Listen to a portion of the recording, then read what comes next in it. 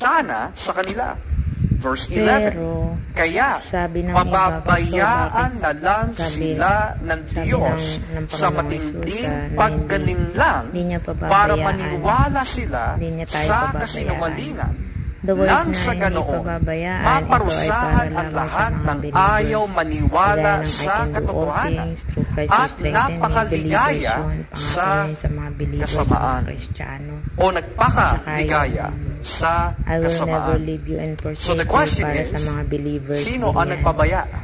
So, meron din naman Sino siyang po pangako ang para doon sa mga we could say, unbelievers. nag-forsake in the Ito sense yung of giving them over kung sa kanilang magsisisi ka ng kagustuhan? buong puso Ang Diyos. at ikaw ay sasampalataya Sabi ng sa Biblia, Panginoong Jesus, kaya pababayaan ikaw at na ako lang ay sila patatawarin niya. ng Diyos. Patatawarin Now, tayo here's the ng question. Diyos sa ating mga kasalanan. Pastor, sa Biblia, Amen. di ba nangako po ang Diyos, nangako po si Kristo,